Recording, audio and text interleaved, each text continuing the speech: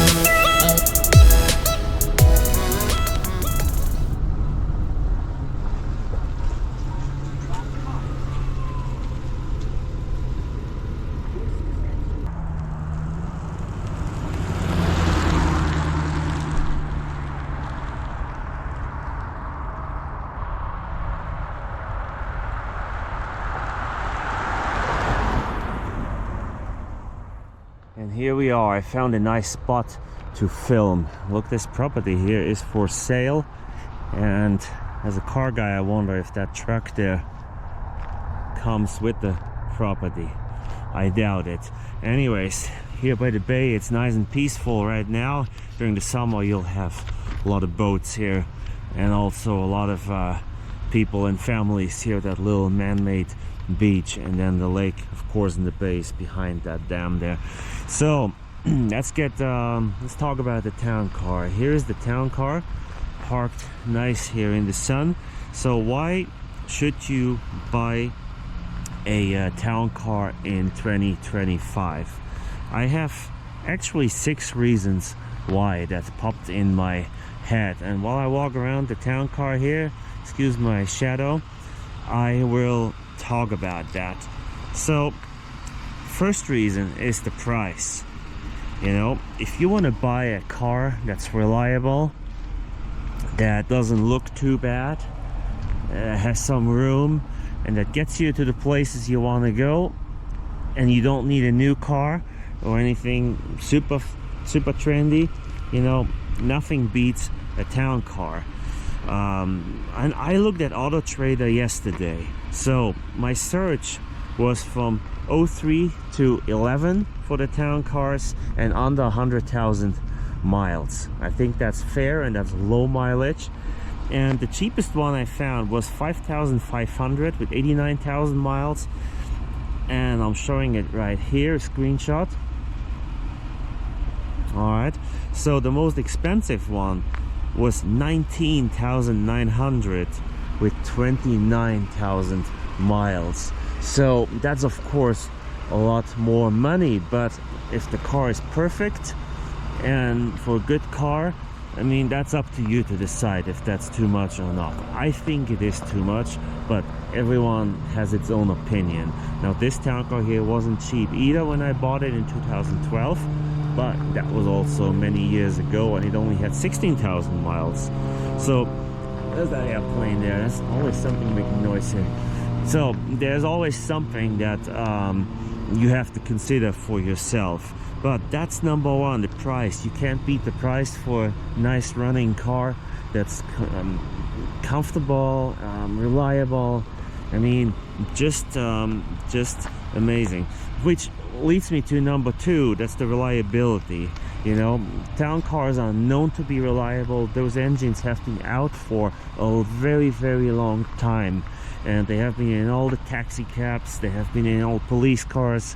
It's just a reliable engine, and there are plenty of parts available for these cars. Plenty of parts.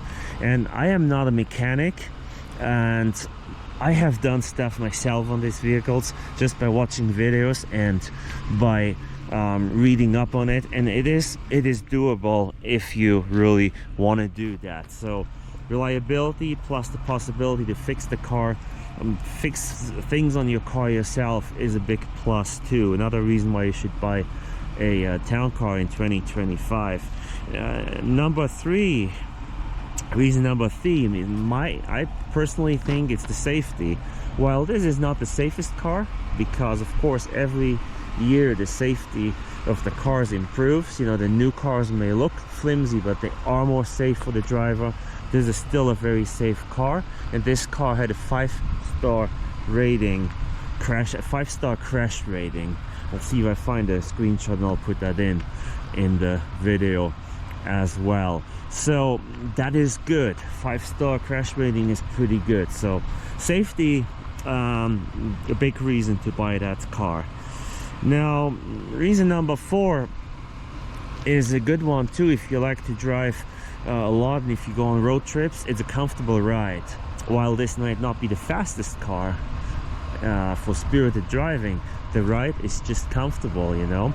Mine has the air ride. Most of them do. I believe in 2011 they went away from that for the last year. Some people go away from the air ride and put normal springs in. I recommend keeping the air ride in because it's just a comfortable ride.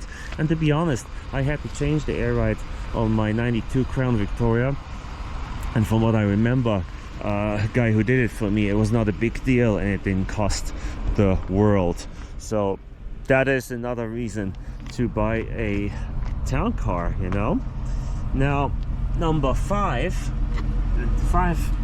is the build quality. Now, you might think, well, it's kind of weird, like, to talk about the build quality. It's not a Mercedes or something. Well, guess what? The materials are not as good as the Mercedes.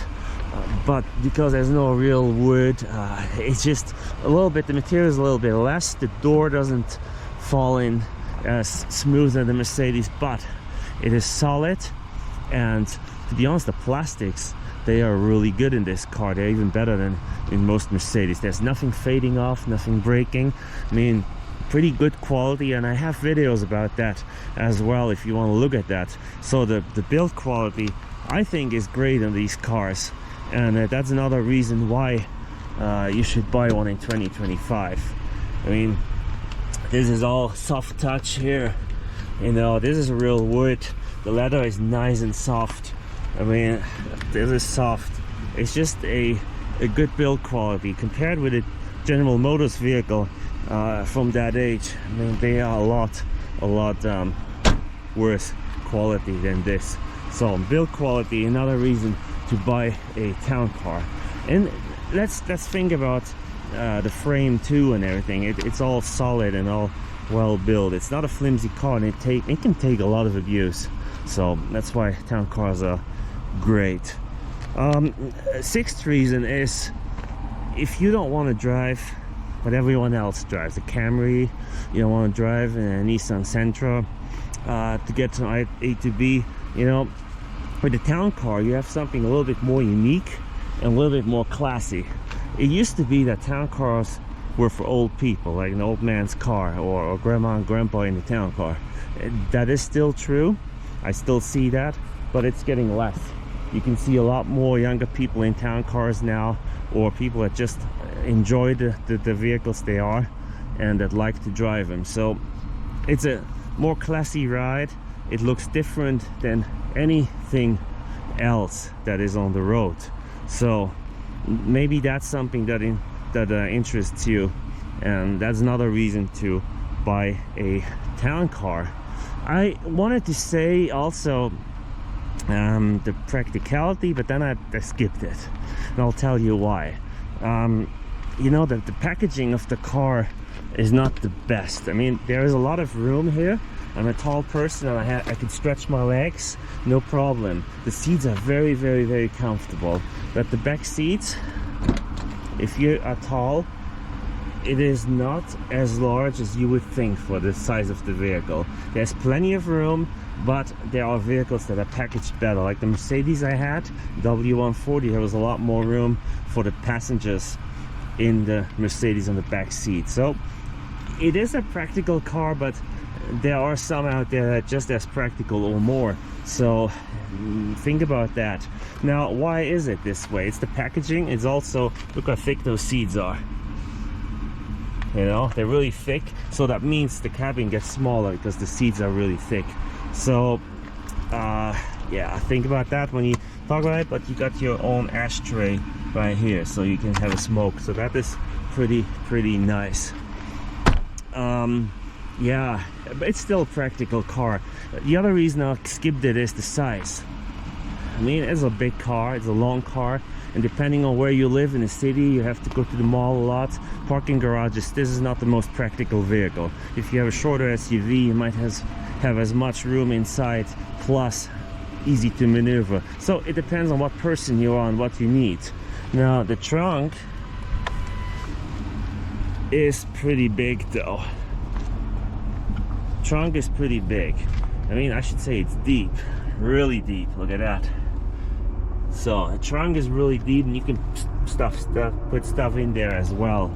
So really nice trunk on the town car. So, and unlike new cars, there's no button to close it. You have to do it by hand, per remote, or per this button here, and then it closes your trunk.